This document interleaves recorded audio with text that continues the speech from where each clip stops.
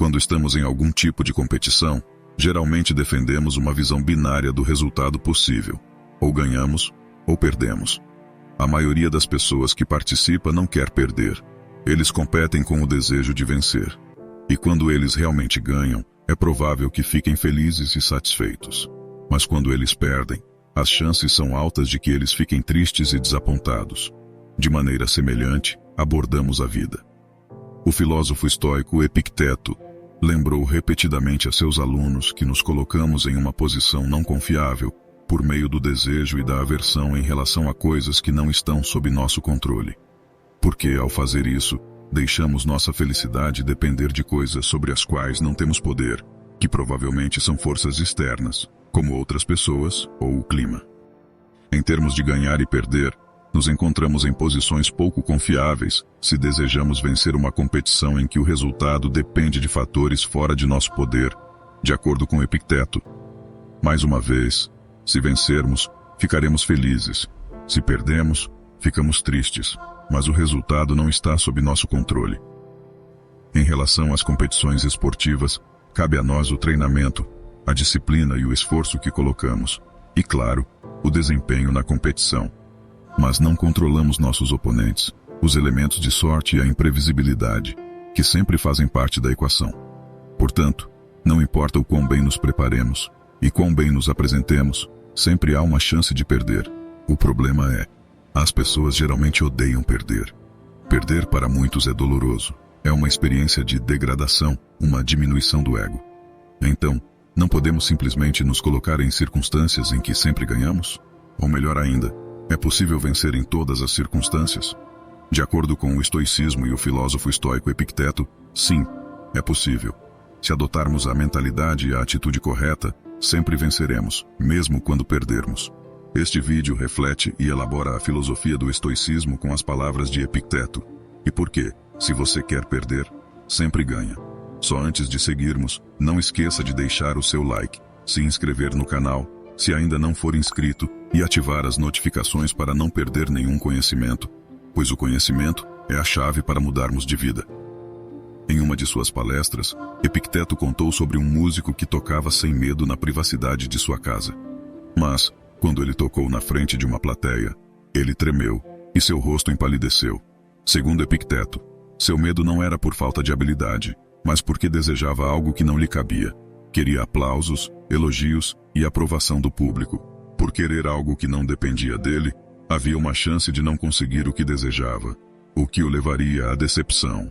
Nas palavras de Epicteto, aquele que não consegue o que quer, fica desapontado, e aquele que enfrenta o que não gosta, se sente miserável.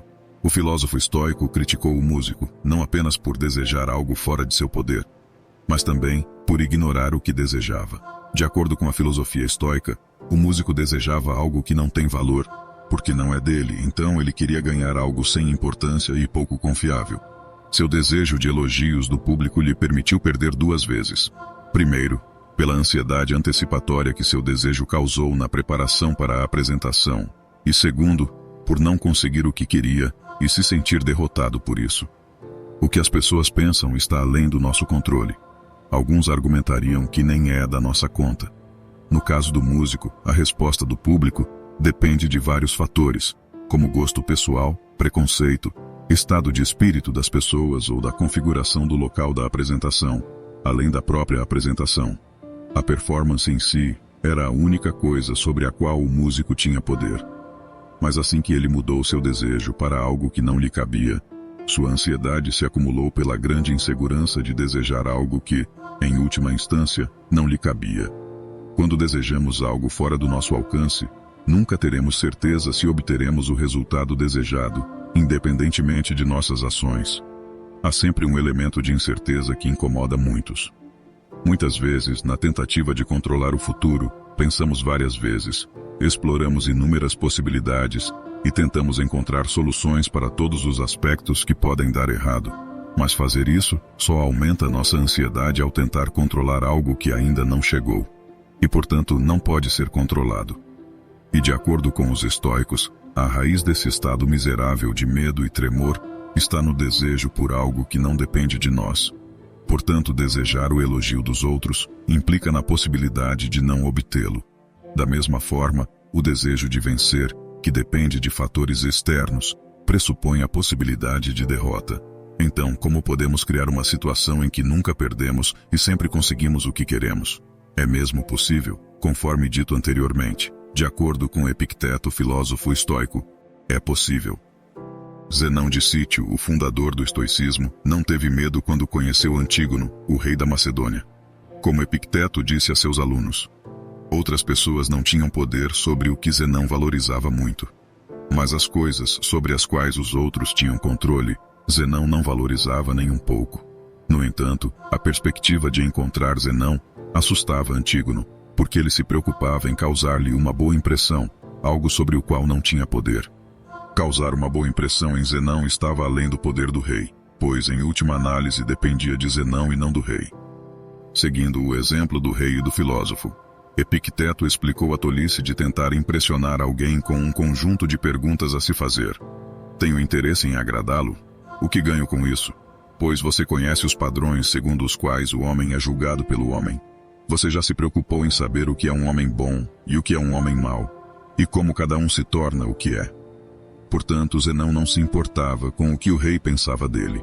Ele estava confiante sobre quem ele era e o que ele representava. O que era, de certa forma, focar apenas nas coisas que cabiam a ele. Por não se importar em impressionar o rei, já havia vencido, porque não podia perder. Talvez o rei gostasse dele, talvez não. De qualquer forma, foi satisfatório para ele. Nenhum resultado no mundo externo poderia derrotá-lo. Por outro lado, ninguém poderia tocar nas coisas que poderia perder, como sua virtude, escolha moral e atitude, o que o tornava invencível. Epicteto enfatizou o risco de perder quando o resultado não está em nosso poder. Ele afirmou: você nunca precisa perder, desde que fique fora das competições nas quais não pode controlar o resultado. Podemos interpretar as palavras de Epicteto literalmente, mas também em um sentido mais amplo. A competição é uma atividade de esforço para vencer, derrotando ou estabelecendo supremacia sobre os outros. Mas, independentemente da atividade, uma competição só se torna uma competição se assim o fizermos. Se renunciarmos à aversão à derrota e ao desejo de vencer, então a competição termina e ficamos apenas com a ação. Em tal situação, participamos da atividade, mas ficamos fora da competição, pelo menos em nível interno. Claro, ainda podemos ganhar ou perder exteriormente, mas interiormente, que é o que conta para os estoicos, cabe a nós decidir como nos posicionamos para ganhar e perder. Mas que posição devemos tomar se sempre queremos vencer?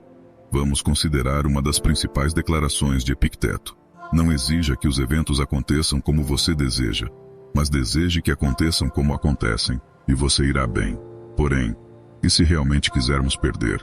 E se abraçarmos completamente nossa derrota se ela acontecer?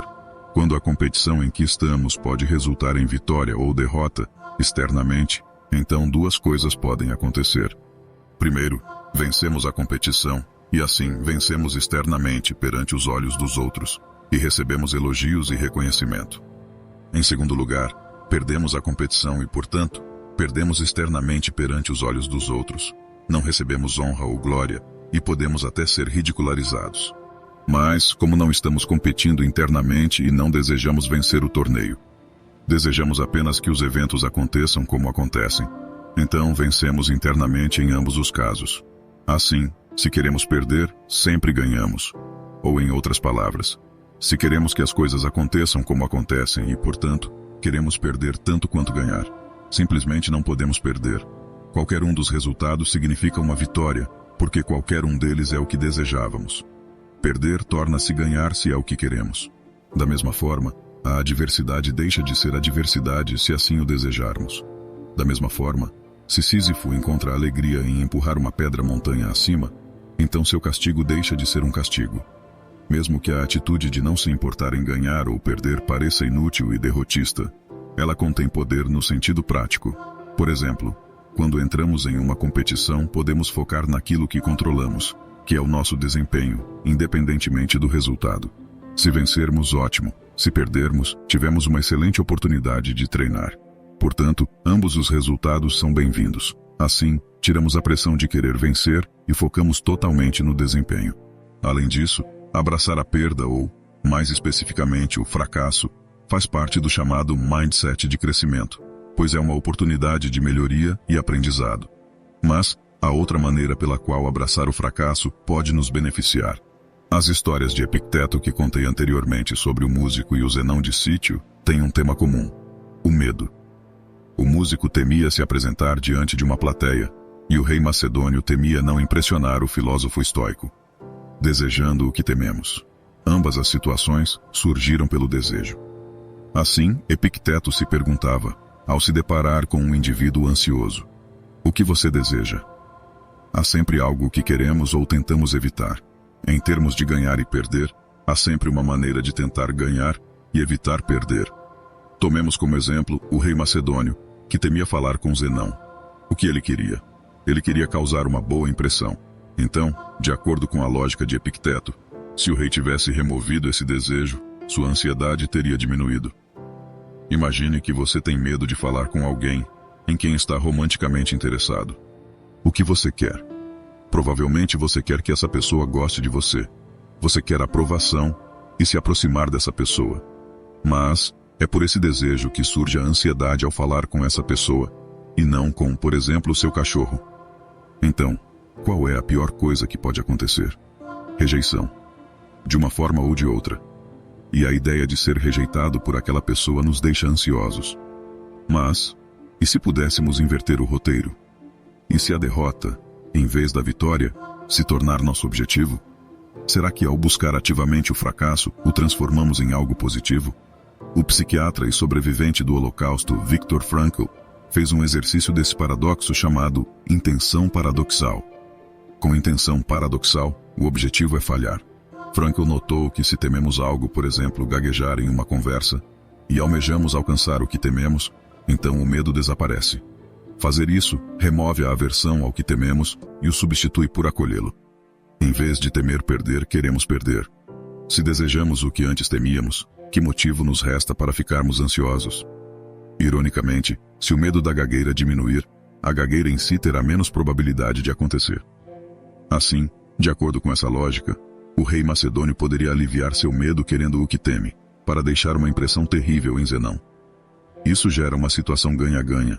Ou ele deixa uma péssima impressão e, assim, consegue o que almeja, ou falha no que almeja, deixando uma boa impressão, que, ironicamente, é o que ele queria em primeiro lugar. Do ponto de vista estoico, perder não é o problema. O problema é a nossa atitude em relação a isso. Se desprezamos perder, a mera chance de isso acontecer nos fará sofrer. Mas, se não nos importarmos com a perda e até a acolhermos, isso não nos fará mal, pois conseguimos o que desejamos. E assim, até a derrota se torna uma vitória. Não busque a felicidade fora, mas sim, dentro de você. Caso contrário, nunca a encontrará. Epicteto. Lembre-se que a mudança não acontece do dia para a noite. Mas, se realmente quer mudar algo em sua vida, é necessário a repetição de uma ideia em sua mente. É a repetição que fará com que você mude seu pensamento. Por isso, é muito importante que você assista a esse vídeo sempre que puder. Lembre-se também de se inscrever no canal, caso ainda não seja inscrito, nos ajude a espalhar esse conhecimento, e ative as notificações para não perder nenhum vídeo.